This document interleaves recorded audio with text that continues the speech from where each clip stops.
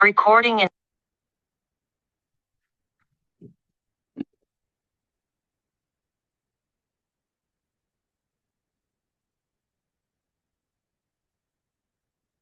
Okay बच्चों, सबसे पहले हमने, जैसा कि आपको पता है कि अभी हमने जो स्टार्ट करना है वो है आपका एक तरह का रिप्रोडक्टिव सिस्टम। ये रिप्रोडक्टिव सिस्टम होता क्या है?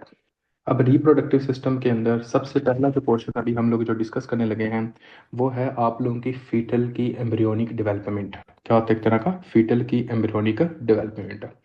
हमारा क्योंकि एमसीक्यूज टाइप पेपर है तो मैं कोशिश करूंगा कि इसमें से जितने भी आप लोगों के साथ एमसीक्यूज डिस्कस कर सकूं वो सारे के सारे मैं एमसीक्यूज डिस्कस करूंगा। सबसे पहले बच्चों, फीटल एम्ब्रियोनिक डेवलपमेंट का मतलब क्या होता है?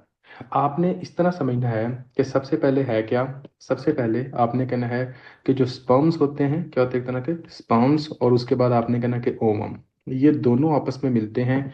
और अगर आपसे कोई बंदा ये पूछे कि स्पर्म्स और ओवम किस जगह पे आपस में मिलते हैं तो आपने कहना है कि फ्लोपियन ट्यूब का एम्पूला रीजन होता है, यहाँ पे ये मिलते होते हैं। कहाँ पे मिलते हैं? एक तरह का एम्पूला रीजन ऑफ फ्लोपियन ट्यूब होता है, वहां पे ये मिलते हैं। अब देखें, जब भी स्पर्म और ओवम आपस में मिलेंगे तो इसके नतीजे में एक प्रोसेस होता है। उस प्रोसेस को आप क्या कहते होते हैं? शाबाश बच्चों, ये बताइएगा। जब स्पर्म्स और ओवम जो मिलते होते हैं वो आपका एक तरह का कौन सा प्रोसेस होता है, आपको बता सकते हैं? उस प्रोसेस को हम कहते होते हैं कि ये फर्टिलाइजेशन का प्रोसेस है। ये कौन सा प्रोसेस है आपका? फर्टिलाइजेशन का प्रोसेस है। तो आपने कहना है कि आपका ये फर्टिलाइजेशन का प्रोसेस होता है। अब यहाँ पे ना एक बहुत ही इंपॉर्टेंट एमसीक्यूज आता होता है। वो कौन सा एमसीक्यूज है जी? आपने ये कहना होता है कि आपकी कौन सी फोलिकुलर फेज होती है जिसके अंदर वोमर रिलीज होता है। बात की समझ आई कि नहीं? कौन सी फोलिकुलर फेज होती है? आपका ओसाइट किस कंडीशन में होता है जब आपका ओवम रिलीज होता है? तो आपने ये बात अपने जहन के अंदर रखनी है कि इस बात का जो आंसर है वो है सेकेंडरी ओसाइट्स। क्या होता है? एक तरह का सेकेंडरी ओसाइट्स।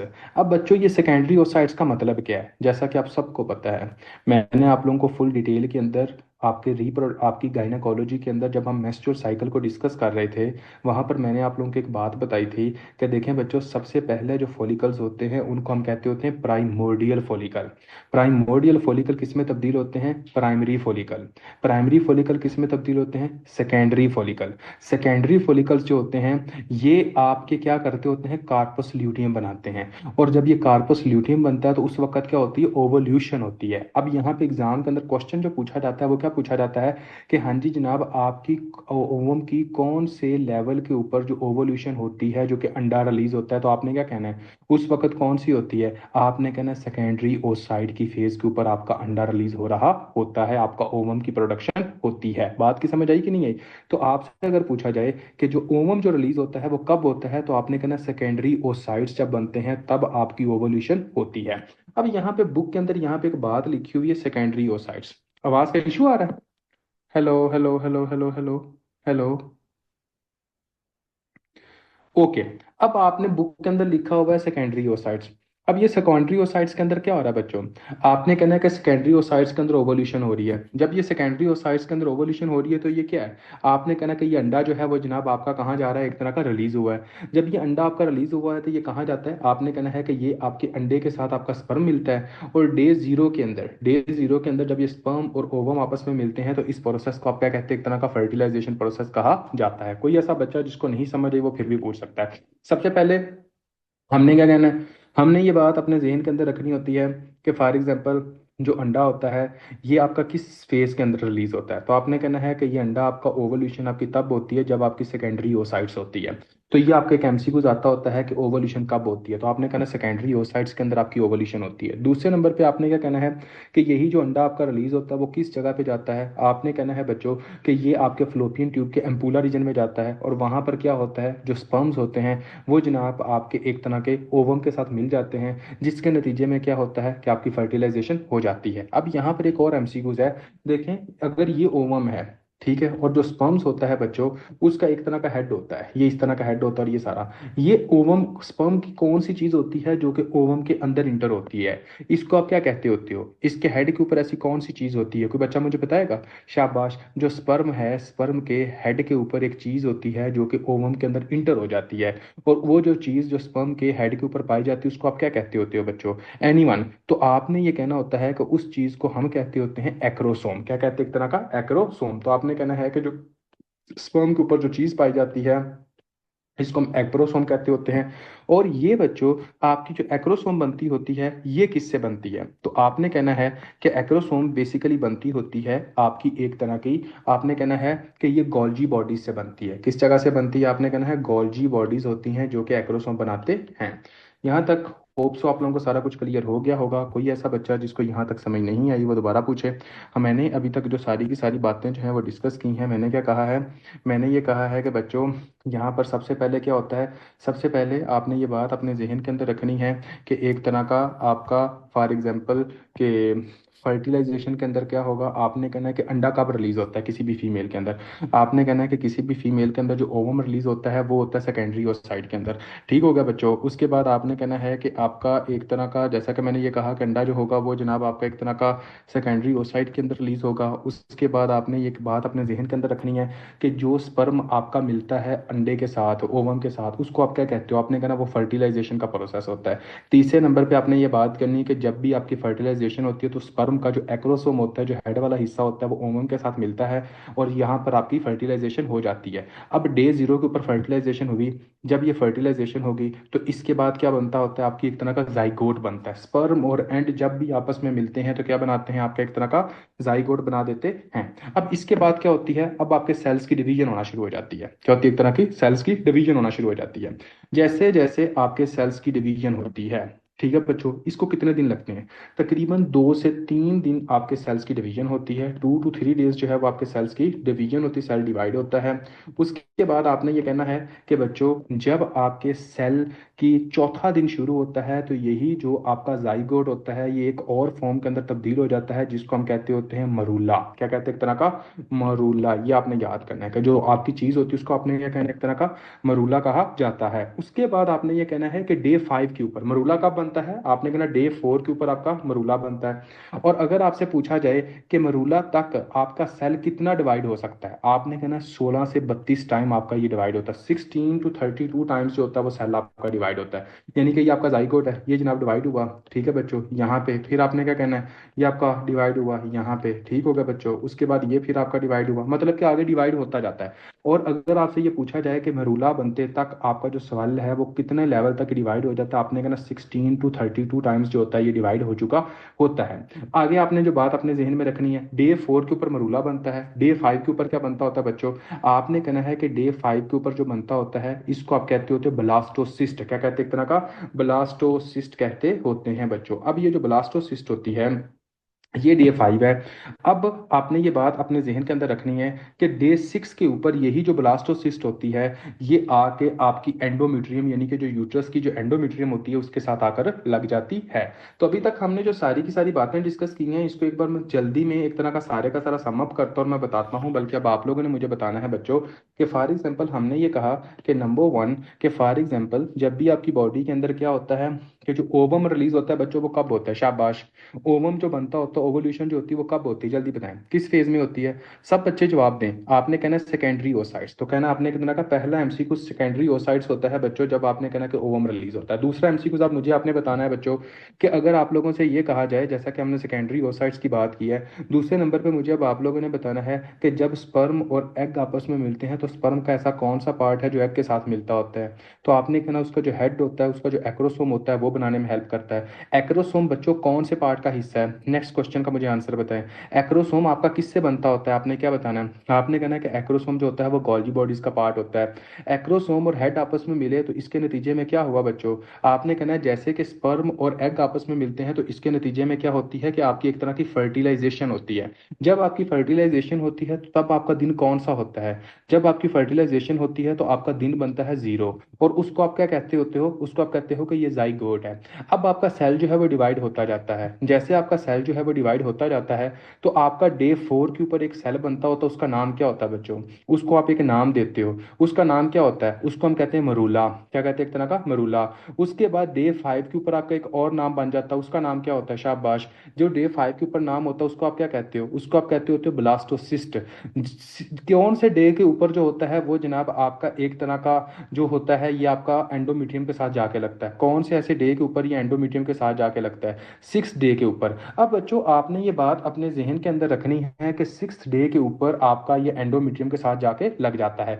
बुक के अंदर बिल्कुल सिंपल सिंपल मतलब कि एक तरह की चीजें डिटेल के अंदर नहीं लिखी हुई है, लेकिन हमने एक एक चीज को फुल डिटेल के अंदर डिस्कस करना है। ठीक है। अब यहाँ पे आप लोग जब डिस्कस करोगे ना बच्चों, आपने ये देखना है कि एक तरह का फॉर एग्जाम्पल यहाँ पे अगर मैं ये सेल बनाता हूँ ना बच्चों, क्या बनाता हूँ? एक तरह का सेल बनाता हूँ। सेल के अंदर आपने कहना है कि एक होता है आपके इनर मेम्ब्रेन। क्या होती है? एक तरह की इनर मेम्ब्रेन होती है। इस इनर मेम्ब्रेन को आप क्या कहते होते हो? कि आपकी एक तरह की अंडे की मेम्ब्रेन होती है। क्या होती है? एक तरह की, आपने कहना है कि आपकी एक तरह की अंडे की मेम्ब्रेन होती है जहां पर ये एग्स होते हैं। ठीक है, इसको हम कहते हैं इनर मेम्ब्रेन कहते होते हैं। ठीक हो गया बच्चों?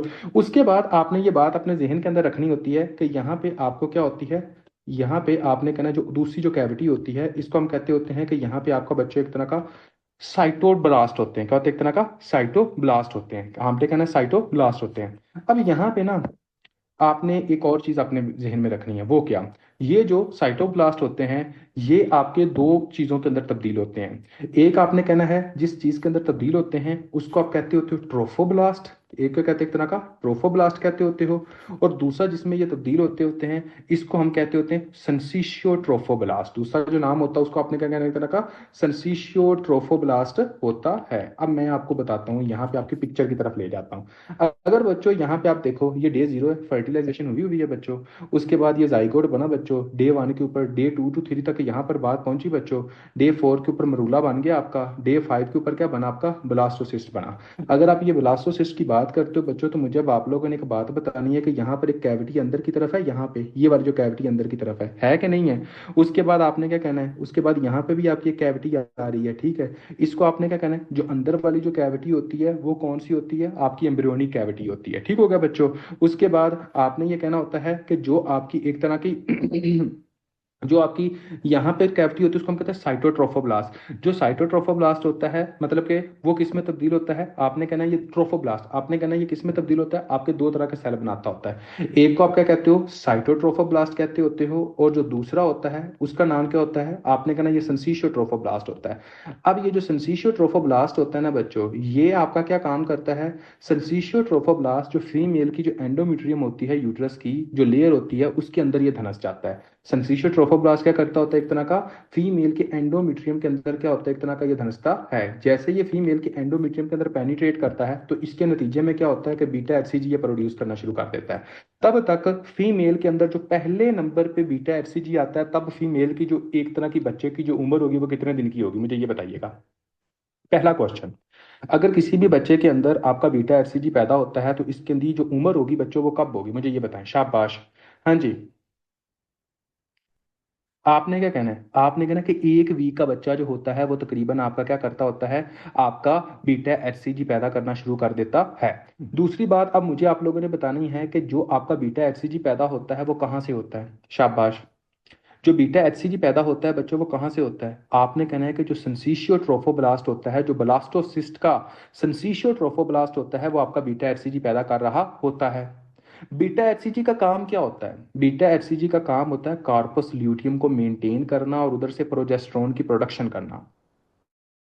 प्रोजेस्टेरोन आपके एक ऐसा हार्मोन होता है जिसको प्रेगनेंसी मेंटेनिंग हार्मोन कहते हैं। मतलब कि अगर किसी फीमेल के अंदर बीटा एचसीजी का लेवल बढ़ा हुआ है तो इसका मतलब है कि उस फीमेल के अंदर जो प्रोजेस्टेरोन होगा उसका लेवल भी बढ़ा रहेगा। अगर किसी फीमेल के अंदर प्रोजेस्टेरोन का लेवल भी बढ़ा रहेगा तो इसका मतलब यह है कि प्रेगनेंसी जो होगी वो मेंटेन रहेगी। बात की समझ आई बच्चों के नहीं आई? शाबाश, मुझे ये बताइएगा। तो यहाँ पर मैंने जो बात की यहाँ पे क्या है? यहाँ पे सिर्फ ये लिखा है वीक 1 लिखा हुआ है, यहाँ पे आगे की बातें नहीं लिखनी। क्या लिखा है? Beta HCG secretion begins around the time of blastocyst implantation। बस उन्होंने ये कहा कि जब आपका ब्लास्टोसिस्ट इम्प्लांट होता है तो तब बीटा एचसीजी पैदा होना शुरू हो जाता है। अब उन्होंने ये नहीं कहा कि बीटा एचसीजी आपका जो पैदा होता है ब्लास्टोसिस्ट जो होता है वो कहाँ से पैदा होता है। उन्होंने ये तो बात की नहीं है। उन्होंने ये नहीं कही कि हाँ जी जनाब, ब्लास्टोसिस्ट का एक जो हिस्सा होता है उसको हम सिंसिशियो ट्रोफोब्लास्ट कहते होते हैं, और ये जो सिंसिशियो ट्रोफोब्लास्ट होता है ये जनाब आपके एक तरह का इम्प्लांट होता है जो कि आपका एक तरह का बीटा एचसीजी पैदा करता है, ये नहीं कहा। अब देखें, ब्लास्टोसिस्टिक ऑन द डे 6, तो एग्जाम के अंदर क्वेश्चन क्या आता होता है, एग्जाम के अंदर बच्चों ये क्वेश्चन आता होता है कि आपका कौन सा ऐसा मतलब कि लेयर होती है जहां से जनाब आपके बीटा एचसीजी की प्रोडक्शन होती है। तो आपने क्या कहना है, आपने कहना है कि बीटा एचसीजी की जो प्रोडक्शन होती है वो होती है जनाब आपकी एक तरह की आपके 6th डे के ऊपर। मेरी बात को एक तरह आपने ये याद रखना है। दूसरी बात मुझे आप लोगों ने ये बतानी है बच्चों, जस्ट इमेजिन करें अगर किसी भी फीमेल के अंदर, अगर फॉर एग्जाम्पल जो फर्टिलाइजेशन हुई है, ये जनाब आपका जो आपका एग और स्पर्म जो है जो कि फर्टिलाइजेशन हुई है, ये आपका इम्प्लांट होने आता ही नहीं है आपके एंडोमेट्रियम के अंदर, ये आपके फ्लोपियन ट्यूब के अंदर ही रहता है। तो इसके अंदर क्या आपका बीटा एचसीजी उतना प्रोड्यूस हो सकता है जितना कि नॉर्मल बॉडी के अंदर प्रोड्यूस होता है, जितना कि नॉर्मल फीमेल जो प्रेग्नेंट होती है उतना प्रोड्यूस होता है? नहीं हो सकता। अब अगर आपने ये कहना है कि जब किसी भी फीमेल के अंदर नॉर्मल उतना प्रोड्यूस नहीं हो सकता, और ये फीमेल जिस फीमेल के अंदर एग और स्पर्म आपके फ्लोपियन ट्यूब के अंदर ही रह गए हैं, वहां पर ही फर्टिलाइजेशन है, तो वो प्रोसेस जिस प्रोसेस के अंदर फर्टिलाइजेशन आपके एग और स्पर्म के अंदर आपकी एक तरह की फ्लोपियन ट्यूब के अंदर रह जाती है पोलर रीजन को, इसको हम कहते हैं एक्टोपिक प्रेगनेंसी। अगर किसी भी फीमेल के अंदर आप ये देखते हो कि एक नॉर्मल फीमेल के अंदर बच्चों हर 48 आवर्स के बाद बीटा एचसीजी का जो लेवल होता है वो डबल होता जाता है। मैंने क्या कहा, हर 48 आवर्स के बाद जो बीटा एचसीजी का जो लेवल होता है वो डबल होता जाता है। फॉर एग्जाम्पल अगर किसी के अंदर 100 है ना बीटा एचसीजी का लेवल, तो आपका 48 आवर्स के बाद ये आपका 200 हो जाएगा। अगर किसी का 200 है ये 400 हो जाएगा 48 आवर्स के बाद। मुझे अब आप लोगों ने बताना है कि अगर फॉर एग्जांपल किसी भी फीमेल के अंदर आपका डबल लेवल नहीं हो रहा तो आपने क्या सस्पेक्ट करना है कि अगर इसको प्रेगनेंसी है तो वो कौन सी है? शाबाश, ये बताइएगा बच्चों। अगर इस फीमेल को प्रेगनेंसी है तो वो कौन सी है? Ectopic pregnancy. और ये सबसे मोस्ट इंपॉर्टेंट एमसीक्यूज है जो आप लोगों ने अपने जहन के अंदर रखना है कि एक्टोपिक प्रेगनेंसी के अंदर आपका बीटा एचसीजी का जो लेवल होता है वो कम होता है। अभी तक हम लोगों ने जितने भी इंपॉर्टेंट पॉइंट सारे के सारे डिस्कस किए हैं, अब मैं आप लोगों के साथ दोबारा पूछने लगूं, अब आप लोगों ने मुझे बताना है, ठीक है? आप लोगों ने सबसे पहले मुझे ये बताना है कि आपका जब भी फॉर एग्जाम्पल कोई फीमेल जो होती है जब प्रेग्नेंट तो ओवल्यूशन होती है, तो ओवल्यूशन के अंदर जो उसकी जो स्टेज होती है वो कौन सी होती है? शाबाश, जल्दी बताओ। वेरी गुड, शाबाश शाबाश। आपकी जो स्टेज होती है उसको आप क्या कहते हैं? आपने कहना है सेकेंडरी ओसाइट्स। वेरी गुड बच्चों। दूसरे नंबर पे मुझे आप लोगों ने ये बताना है कि जब फर्टिलाइजेशन होती है तो डे 4 के ऊपर आपके जो सेल्स की डिवीजन 16 to 32 टाइम्स के दरमियान में होती है उसको आप क्या कहते होते हो? आपने कहना है कि डे 4 के ऊपर आप उसको मरूला कहते हो। मरूला के बाद ये जो आपका जिसमें तब्दील होता है उसका नाम क्या होता है बच्चों? मरूला के बाद जिसमें तब्दील होती है उसका नाम क्या है? ब्लास्टोसिस्ट है। ब्लास्टोसिस्ट जो होती है ये जनाब आपके ने ये बताना है कि इसकी कौन सी लेयर होती है जो कि आपकी यूट्रस के साथ लगती है। आपने कहना है कि यूट्रस के साथ लगती है। ठीक हो गया। तो आपने कहना है कि ये जो सिंसिशियो ट्रोफोब्लास्ट होती है जो आपकी एंडोमेट्रियम के अंदर इंप्लांट हो जाती है। अब देखें, 6th डे के ऊपर लगती है, और क्या होता है 6 स्टिक, स्टिक का मतलब क्या है? जुड़ जाना। 6 मतलब 6th डे के ऊपर। इसके नतीजे में क्या होता है कि बीटा एचसीजी आपका प्रोड्यूस होता है बच्चों। क्लियर हो गया? कोई ऐसा बच्चा जिसको नहीं समझ आई वो बंदा पूछ सकता है। कोई ऐसी डिजीज जिस डिजीज के अंदर बीटा एचसीजी का लेवल कम होता है तो उसको हम क्या कहते हैं? आपने कहना ऐसी डिजीज जिसके अंदर बीटा एचसीजी का लेवल कम होता है उसको पैक्टोपिक प्रेगनेंसी कहते होते हो। अब मैं आप लोगों से एक और क्वेश्चन पूछने लगा हूं, कोई ऐसी डिजीज जिस डिजीज के अंदर एक नॉर्मल लेवल से ज्यादा बीटा एचसीजी का लेवल प्रोड्यूस हो रहा होता है उसका नाम क्या है बच्चों? मैंने लास्ट आपको गायनी का टॉपिक पढ़ाया था, ऑप्स का टॉपिक, उसके अंदर मैंने बताया था। वेरी गुड, शाबाश। गेस्टेशनल ट्रोफोब्लास्टिक डिजीजेज जो होती हैं क्रोनिक, वो आपने क्या कहना होता है कि ट्रोफोब्लास्टिक डिजीजेज जो होती हैं वो आपकी क्या होती हैं, उसके अंदर आपका बीटा एचसीजी का जो लेवल होता है वो ज्यादा हो जाता है। ओके जी, डे 1 हो चुके आपका। अब हम आते हैं बच्चों डेट वीक 2 के ऊपर। ये जनाब आपका वीक 1 है। Beta HCG secrete begins around the time of the blastocyst implantation, blastocystic on day 6। Clear है? आगे आ जाओ, इसके अंदर वो चीजें नहीं है जो हमने इवन तक के बताई हैं। वीक 2 के अंदर क्या होता है बच्चों? बच्चों आपने ये कहना होता है कि जैसे ही आपका ये वीक 2 शुरू होता है, इसके अंदर आपकी दो तरह की लेयर्स बनना शुरू हो जाती हैं। कितनी बनती है? एक तरह की, दो तरह की लेयर्स बनती हैं। आपने ये कहना है कि आपकी जो इनर सेल मास होता है ना, जो इनर सेल होता है, जो इनर के सेल होते हैं, तो मैंने कहा आउटर सेल, जो आपके इनर सेल होते हैं, आपने ये कहना है कि जो इनर सेल होते हैं बच्चों, ये आपका क्या करते होते हैं?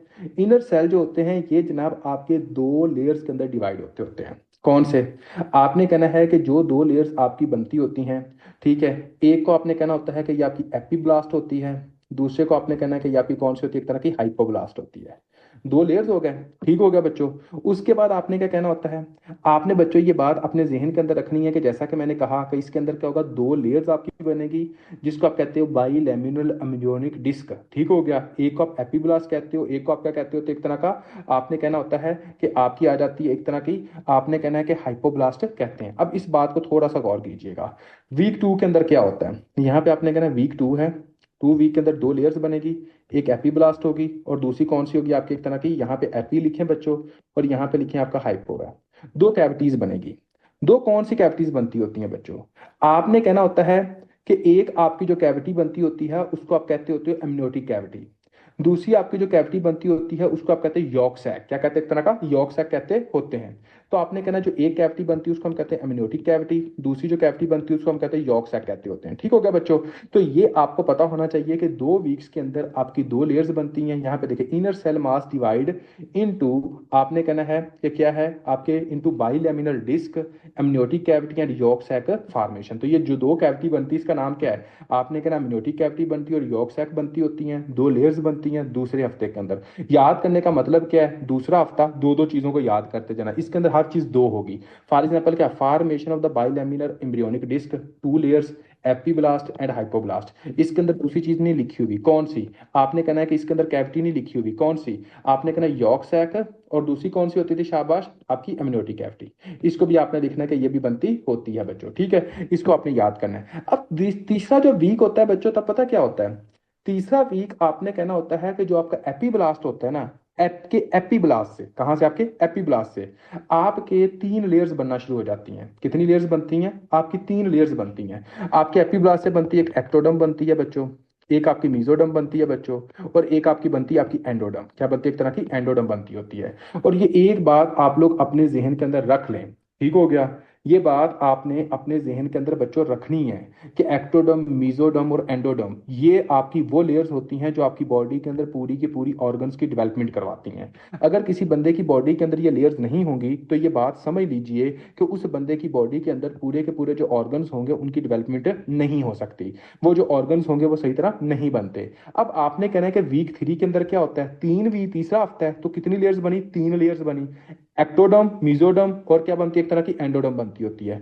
दूसरी बात आपने अपने जहन के अंदर रखनी है कि जहां पे ये मीजोडर्म होता है ना बच्चों, यहां पर एक स्ट्रक्चर पाया जाता है जिसको हम कहते हैं नोटोकोड। क्या कहते हैं, एक तरह का नोटोकोड कहते होते हैं। ये जो नोटोकोड होता है बच्चों, ये एक्टोडर्म के साथ मिलके, आपने कहना नोटोकोड आपके एक्टोडर्म के साथ मिलके आपका एक स्ट्रक्चर बनाता होता है जिसको आप कहते होते हैं न्यूरो एक्टोडर्म। क्या कहते हैं, एक तरह का न्यूरो एक्टोडर्म कहते होते हैं। और न्यूरो एक्टोडर्म वो होता है जो कि आपके ब्रेन की डेवलपमेंट करवाता है। क्या करवाता है, एक तरह का न्यूरो एक्टोडर्म वो होता है जो कि आपके ब्रेन की डेवलपमेंट करवाता होता है, मतलब कि सीएनएस की प्रॉपर प्रोडक्शन करवाता है, न्यूरल प्लेट हो गया उसकी प्रॉपर डेवलपमेंट करवाता है। इस प्रोसेस को आप क्या कहते होते हो, न्यूरोलेशन प्रोसेस कहते होते हैं।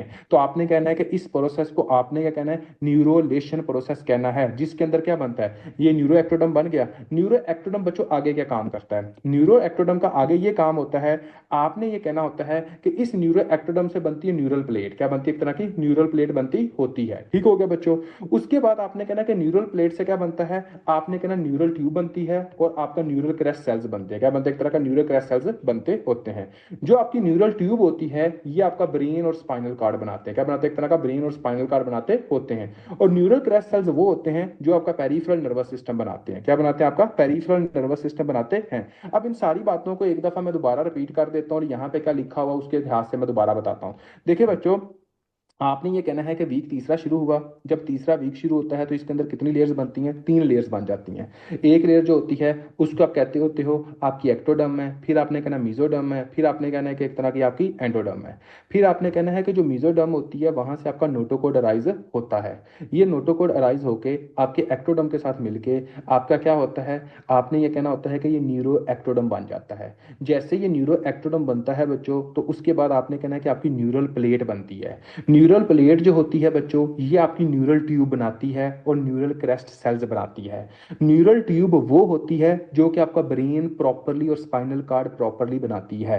अब देखें इस वीक 3 के अंदर किसी भी बंदे की बॉडी के अंदर ब्रेन बन रहा है कि नहीं बन रहा। अब जब ये ब्रेन बन रहा होता है तो इस प्रोसेस को आप कहते होते हो न्यूरोलेशन प्रोसेस। गलती समझ आई कोई नहीं आई? आपने क्या कहना है कि इस प्रोसेस को हम क्या कहते होते हैं, एक तरह का न्यूरोलेशन प्रोसेस कहते होते हैं बच्चों। ठीक हो गया? तो ये न्यूरोलेशन प्रोसेस जो होगा इसको आपने कहना है कि ये वीक 3 के अंदर होता है। आपने ये कहना होता है कि ये जनाब आपका एक प्रोटीन होती है जो कि ये काम कर रही होती है, और उस प्रोटीन का नाम होता है S H H protein. S H H protein का मतलब क्या होता है? Sonic S H hedgehog protein. Sonic hedgehog protein का नाम होता है एस एच एच प्रोटीन। ठीक होगा बच्चों? ये एस एच एच प्रोटीन जो होती है ये आपकी न्यूरोलेशन करवाती है। मैं अब आप लोगों से क्वेश्चन पूछता हूँ। मैं रिसेंटली अगर एक एग्जाम क्वेश्चन पढ़ रहा था, उसके अंदर ये मेंशन था बच्चों कि आपके पास कोई एक ऐसा बंदा आता है जिस बंदे के अंदर फॉर एग्जाम्पल ब्रेन का कोई ना कोई डिफेक्ट है। जैसा कि फॉर एग्जाम्पल हम इंशाल्लाह न्यूरो एनाटॉमी के अंदर एक डिजीज पढ़ेंगे, होलोपेराइजेंसिफोली। क्या पढ़ेंगे हम? एक तरह का होलो प्रोजन सिफेली। ठीक हो गया? मतलब आपने कहना है कि हम एक डिजीज पढ़ेंगे जिसके अंदर ब्रेन सही तरह नहीं बनता। तो अगर किसी बंदे के अंदर ब्रेन सही तरह नहीं बन रहा, तो जो आपका एस एस एच प्रोटीन थी वो न्यूरो एक्टोडम को, सॉरी, नोटोकोड को एक्टोडम के साथ मिलाती थी, वो न्यूरो एक्टोडम बनाती थी, वो जनाब आपकी न्यूरल प्लेट बनाने में हेल्प करती थी। ऐसे ही है, वो जनाब न्यूरल प्लेट बनाने में जब हेल्प करती थी तो इसके नतीजे में जनाब आपके ब्रेन के अंदर बनाने में हेल्प करती थी। अब मुझे ये बताएं कि अगर वो ये पूछ लें कि ऐसी कौन सी प्रोटीन है जिसके ना होने की वजह से आपका ब्रेन सही तरह नहीं बना, तो आपका आंसर क्या होना चाहिए? आपने कहना एस एच एच प्रोटीन होनी चाहिए। कौन सी? आपका एक तरह का एस एच एच प्रोटीन होना चाहिए। ये आपका एग्जाम के अंदर क्वेश्चन आता है, बहुत इंपॉर्टेंट क्वेश्चन है। ठीक हो गया? दूसरे नंबर पे अगर फॉर एग्जाम्पल कभी भी एग्जामिनर ये क्वेश्चन पूछता है कि आपके पास एक पेशेंट आता है और उस पेशेंट के अंदर क्या है कि ब्रेन की कोई ना कोई एनॉमली है। फॉर एग्जाम्पल बच्चों न्यूरो एनाटॉमी के अंदर जब आप एम्ब्रियोलॉजी डिस्कस करते हो, उसके अंदर आप पढ़ते हो स्पाइना बाइफिडा, उसके अंदर आप पढ़ते हो एनेंसिफेली, उसके अंदर आप पढ़ते हो आपका एक तरह का स्पाइना बाइफिडा मेनिंजियोसील, उसके अंदर आप पढ़ते हो मलाइलो मेनिंजियोसील। मतलब ये ब्रेन की डिजीजेज है। ठीक हो गया? और अगर आपसे कोई बंदा ये पूछे कि हाँ जी जनाब ये किस वीक की अबनॉर्मेलिटी है, तो आप इसका आंसर क्या दोगे? ये किस वीक की अबनॉर्मेलिटी है, तो आपने इसका आंसर क्या देना है बच्चों? आपने इसका आंसर देना है कि ये जिस वीक की अबनॉर्मेलिटी है, आपने कहना 3 to 4 week, 3 to 5th week भी कह सकते हो, ये तीसरे वीक की अबनॉर्मेलिटी है। ठीक होगा? क्योंकि तब न्यूरोलेशन होती नहीं है। चौथे नंबर पे बच्चों एक और एग्जाम के अंदर क्वेश्चन आता होता है, वो ये कहता होता है कि आपके पास एक पेशेंट आता है जिसको कोई भी एक तरह की न्यूरल ट्यूब का डिफेक्ट है। जब ये न्यूरल ट्यूब का डिफेक्ट है बच्चों, तो इसके अंदर जनाब ऐसा कौन से विटामिन की डेफिशिएंसी है जिसकी वजह से न्यूरल ट्यूब का डिफेक्ट हुआ है? तो आपने कहना होता है कि ये आपका एक तरह का आपका फोलिक एसिड का विटामिन है। एक एग्जाम के अंदर बच्चों एक और क्वेश्चन आता होता है, एग्जामिनर ये पूछता होता है बच्चों कि आपके पास आपका एक पेशेंट आता है जिसके अंदर आप ये देखते हो कि सबसे ज्यादा जो ऑर्गेनोजेनेसिस का प्रोसेस होता है। ऑर्गेनोजेनेसिस का मतलब ये होता है कि जब आपके ऑर्गन्स प्रॉपरली बनना शुरू होते हैं, तो आपने ये बात अपने जहन के अंदर रखनी है कि 3rd वीक से लेके 8th वीक तक सबसे ज्यादा आपके ऑर्गन बनना इसी इसी वीक के अंदर शुरू होते हैं। ठीक हो गया? और अगर आपसे पूछा जाए कि आपके जो टेरेटोजेनिक जो सब्सटेंस होते हैं सबसे ज्यादा किस वीक के ऊपर अटैक करते हैं, तो आपने इसका आंसर क्या कहना? 3rd to 8th week. ठीक हो गया?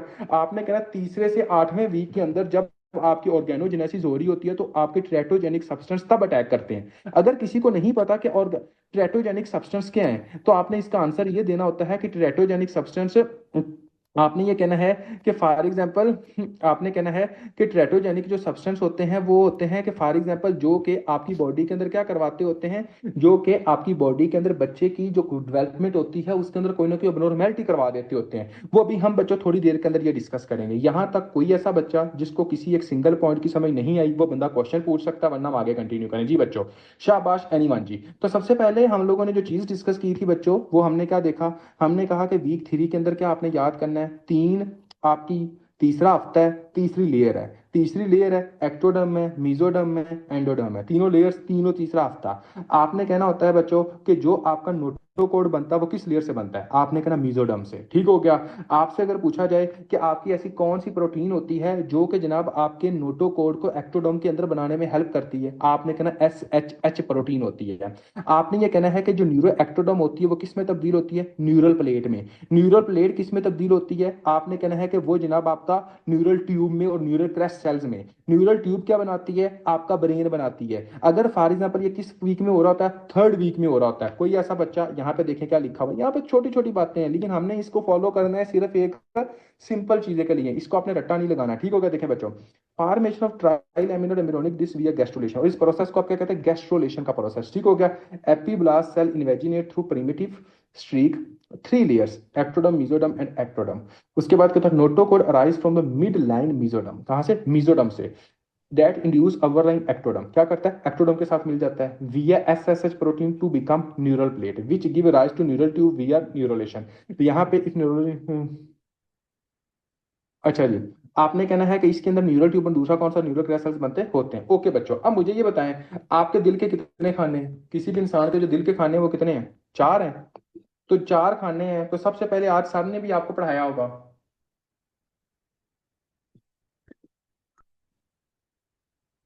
कि फर्स्ट बीट जो होती है वो कब आप सुनते हो, फोर्थ वीक के अंदर। तो अगर कोई बंदा कहे कि चौथे हफ्ते के अंदर क्या होता है, आपने कहना है कि फोर्थ वीक के अंदर आपका दिल बनता है, ठीक हो गया आपका, ठीक हो गया बच्चों। उसके बाद आपने क्या कहना है कि फोर्थ वीक के अंदर आपके लिम्स कितने हैं, लिम्स आपके कितने हैं बच्चों, आपके लिम्स कितने, चार, दो बाजू, दो टांगे, ठीक हो गया। तो आपने क्या कहना है, चार लिम्स हैं, तो चार ही जनाब आपके हार्ट के खाने हैं। तो अगर आपसे पूछा जाए कि वीक फोर के अंदर क्या होता है, आपने कहना है कि वीक फोर के अंदर जनाब आपके चार दिल के खाने बनते हैं और चार लिम्स बनते हैं, मतलब ये आपने कहना। तो यहाँ पे क्या वीक फोर है बच्चों, वीक फोर है। Heart begins to beat four chambers, cardiac activity visible by by transvaginal ultrasound. ये आपने एक बात अपने जहन के अंदर रखनी है। यहाँ पे यहाँ पे ये साथ लिख दिया गया है कि cardiac activity visible by transvaginal ultrasound, लेकिन आपने फोर्थ वीक के अंदर नहीं बताना, क्योंकि मैंने मुख्तलिफ रिसोर्सेज को जब मैंने फॉलो किया, आपका एनबीएमई, आपका यू वर्ड, आपकी मुख्तलिफ चीजें, वहां पर ये लिखा गया है कि फोर्थ वीक के अंदर बच्चे की पहली दिल की हरकत जो होती है वो आपको फील होती है कि बीट कर रहा है दिल। लेकिन अगर आपसे ये पूछा जाए कि किस वक्त आपका जो दिल है वो आप प्रॉपरली उसको फील कर सकते हो, तो आपने कहना अल्ट्रासाउंड के ऊपर जब सिक्स वीक होते हैं, कब आपका सिक्स वीक, ये आपका वेरी इंपॉर्टेंट एमसीक्यूज है। तो आपने कहना सिक्स वीक के ऊपर क्या होता है, आप हार्ट देख सकते होते हो, ठीक हो गया। Upper and lower limb bud begins four limbs, मतलब कि चार आपके दिल बन गए, ठीक हो गया। ये आपका कब होता है, आपने कहना कि ये सिक्स वीक के ऊपर हो रहा होता है, ठीक हो गया बच्चों। अब देखें दूसरे बात पे आपने क्या कहना होता है बच्चों, अब आपका फॉर एग्जांपल वीक एट के ऊपर क्या होता है बच्चों, वीक वीक एट के ऊपर आपने ये बात अपने जहन के अंदर रखनी है कि वीक एट के ऊपर जो जेनिटल्स होते हैं वो फीमेल और मेल के बनना शुरू हो जाते हैं। क्या होता है, एक तरह का फीमेल और मेल के जेनिटल्स बनना शुरू हो जाते हैं वीक एट के अंदर, ठीक हो गया बच्चों। और उसके बाद आपने कहना है कि वीक एट के अंदर ही जो है वो बच्चा सही तरह मूव करना शुरू होता है, मूवमेंट भी स्टार्ट होती है, मूवमेंट स्टार्ट होती है। या सर तुम्हारी आवाज सही तरह मतलब कि कोई बोलना चाहते हो।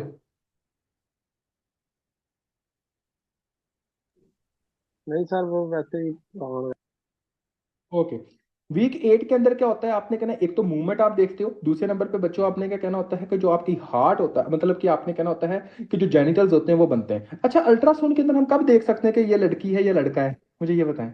आप अल्ट्रासाउंड के अंदर कब देख सकते हैं कि ये लड़की है कि लड़का है, अगर आपसे कोई बंदा पूछेंगे डॉक्टर साहब हमें ये बताएं कि ये कब आप पता लगता है कि ये लड़की है कि लड़का है, शाबाश, आप क्या बताओगे, किसी को पता है सही कब पता लगता होता है कि ये लड़की है कि लड़का है, चाहे जेनिटल्स बन चुके हैं, लेकिन आपने कहना कि एग्जैक्ट जो पता लगता है वो 16 to 20 वीक्स में लगता होता है, ठीक है, 16 to 20 वीक्स। बात की समझ आ गई है, 16 to 20 वीक्स का मतलब क्या है भाई, 8वें हफ्ते कह रहे हो, मतलब कि उसको दूसरे महीने पता लग जाता है आपको। इसका मतलब क्या, 16 to 20 वीक्स का मतलब ये होगा कि फॉर एग्जाम्पल कहीं जाके कोई राउंड अबाउट आप ये अंदाजा लगा लें चौथे पंजवें महीने, ठीक हो गया, 4 to 5 मंथ, तब जाके बच्चे का पता लगता है कि ये लड़की है कि लड़का है। मोस्टली वो 6 मंथ में जाके कहीं बताते होते हैं कि 6 मंथ के अंदर प्रॉपरली कह देते हैं कि हाँ जी जनाब ये लड़का है या लड़की है, जो स्टार्टिंग अल्ट्रासाउंड करते हैं। लेकिन जो स्पेशलिस्ट होते हैं वो तकरीबन 4 to 5 मंथ के अंदर बता देते हैं कि हाँ जी जनाब ये लड़की है कि लड़का है। ओके बच्चों, ये था आपके सारे का सारा, अभी हमने यहाँ से भी मैंने पढ़ा दिया, ठीक है। 6 मंथ में बताते हैं सर जी, वही ना, मतलब कि वैसे 4 to 5, मतलब मैंने क्या कहा कि वैसे आपका सही बताते हैं वो 6 मंथ के अंदर, लेकिन नॉर्मल क्या होता है कि 4 to 5 मंथ के अंदर आपकी जो बुक्स होती हैं वो ये कहती हैं कि आपको पता लगा सकते हो, ठीक है, 4 to 5 मंथ के अंदर आप पता लगा सकते हो। अच्छा बच्चों, यहां तक एम्ब्रियोनिक फीटल एम्ब्रियोनिक डेवलपमेंट के अंदर कोई क्वेश्चन, शाबाश, हाँ जी।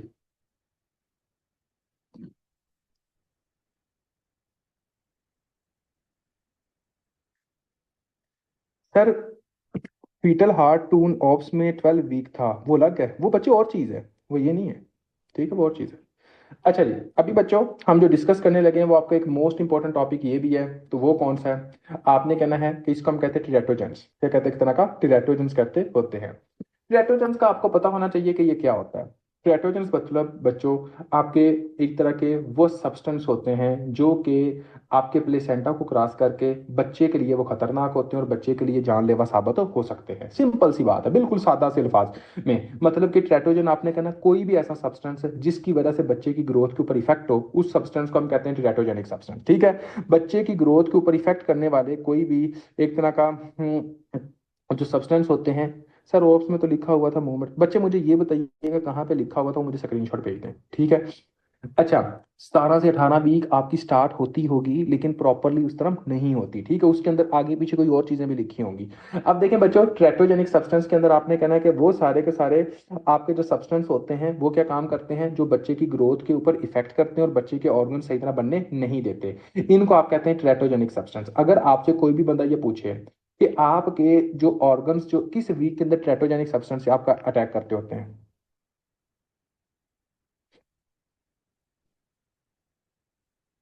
शाबाश, वीक 3 से लेके वीक 8 तक। ठीक है।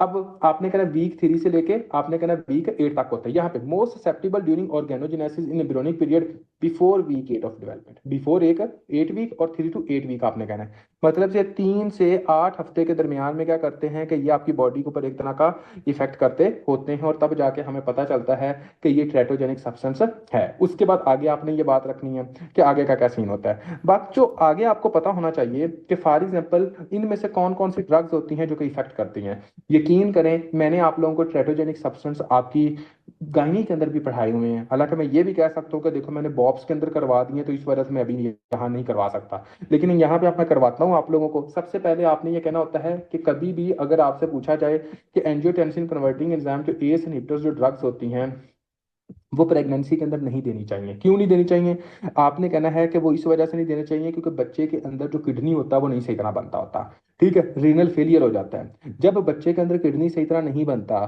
तो जो अम्नियोटिक फ्लूइड बनता होता है बच्चों, वो किससे बनता है, अम्नियोटिक फ्लूइड जो बनता है वो किससे बनता है, शाबाश मुझे ये बताइएगा। देखें बच्चों, मैंने कहा है कि एस इनहिबिटर्स किसको डैमेज करती है, किडनी को डैमेज करती हैं। और एक बात अपने जहन में रखिएगा कि जो अम्नियोटिक फ्लूइड बनता है वो किडनी के यूरिन से बनता है। किससे बनता है, यूरिन से बनता है। जब किसी भी बच्चे के अंदर किडनी डैमेज हो जाएगा तो जो यूरिन बनेगा वो क्या बनेगा, कम बनेगा। जब यूरिन जो होगा वो कम बनेगा तो इसके नतीजे में मुझे अब आप लोगों ने एक और बात बतानी है कि जो आपका जो बेबी होगा, जो बेबी होगा, आपने ये बताना है कि इस बेबी के अंदर फॉर एग्जाम्पल जो यूरिन होगा वो प्रॉपरली बनेगा। आपने कहना है कि इस बेबी के अंदर जो यूरिन होगा वो प्रॉपरली नहीं बनेगा। जब इस बेबी के अंदर जो यूरिन होगा वो प्रॉपरली नहीं बनेगा तो इस कंडीशन को हम कहते हैं कि अम्नियोटिक फ्लूइड कम हो जाता है। जब आपका एक तरह का इम्यूनिटी फ्लूइड कम हो जाता है, ठीक है, तो इसके नतीजे में क्या होता है, आपने कहना है कि इस कंडीशन में आप कहते होते हो कि ये ओलिगोहाइड्रोमिनस है। ठीक है। दूसरी बात पता क्या होती है बच्चों, आपने ये कहना होता है कि एक तरह का इसके अंदर आप एक और चीज देखते हो जिसको हम कहते होते हैं हाइपोक्लेवीरिया। हाइपोक्लेवीरिया का मतलब बच्चों पता क्या होता है कि किसी ना किसी स्कल बोन का मिस हो जाना, मतलब कि मुकम्मल तौर पर हड्डी का बनना ही नहीं। बच्चे की जो दिमाग की हड्डी है वो सही तरह बनती ही नहीं है, तो आपने कहना है कि इसको हम कहते होते हैं हाइपोक्लेवीरिया। ठीक हो गया। तो अगर कोई बंदा आपसे ये पूछे कि क्या एस इनहिबिटर्स ब्लड प्रेशर को कम करने के लिए देनी चाहिए, आपने कहना है कभी भी नहीं देनी चाहिए। अगर आपसे पूछे कि क्यों, क्योंकि आपने कहना है कि ये जो आपके एस इनहिबिटर्स होती है वो बच्चे के ऊपर अटैक करती है, जिसकी वजह से जो बच्चा होगा उसका किडनी डैमेज होगा। जब किडनी डैमेज होगा तो यूरिन बनेगा नहीं, जब यूरिन बनेगा नहीं तो ओलिगोहाइड्रोमिनस होगा, जब ओलिगोहाइड्रोमिनस होगा तो इस कंडीशन के अंदर आपने कहना आपका एक तरह का जो आपका सर होता है बच्चे का वो भी सही तरह नहीं बनता, जिसके अंदर आपने कहना जब स्कल की बोन सही तरह नहीं बनती तो इसको हम कहते हैं हाइपोक्लेवीरिया। ठीक हो गया बच्चों, ये 3 चीजें आप लोगों ने अपने जहन के अंदर रखनी है।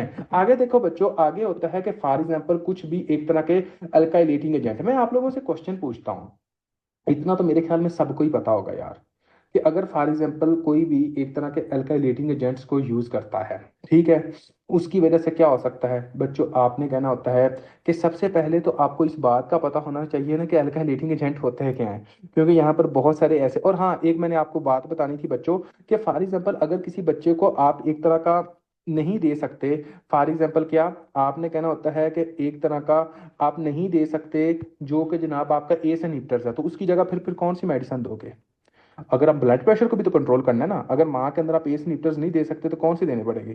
तो आपने कहना होता है कि इस नतीजे में आपने जो मेडिसिन देनी होती है वो 8 वीक के बाद दे सकते हैं बच्चे। 8 वीक के बाद आपका कुछ ऑर्गन्स को इफेक्ट कर सकती, ज्यादा नहीं, ठीक हो गया। आपने कहना है कि मोस्टली आप इसके अंदर लेबीटालोल की तरफ आ जाते हो, लेबीटालोल, ठीक हो गया, या फिर अल्फा मिथाइल डोपा की तरफ आते हो, लेकिन मोस्टली लेबीटालोल की तरफ आते हो, ये लिख लेना कि आपने क्या देना, लेबीटालोल देनी होती है। अब देखिए बच्चों, आपका अगर आपसे ये पूछा जाए कि फॉर एग्जांपल अल्काइलेटिंग एजेंट क्या है, आपने कहना होता है कि ये आपके वो एजेंट होते हैं जो एटम बम वगैरह बनाने में नहीं हेल्प करते, यानी कि ये इलेक्ट्रॉन रिच एटम होते हैं, ठीक होगा, ये बायोलॉजिकल केमिकल्स होते हैं।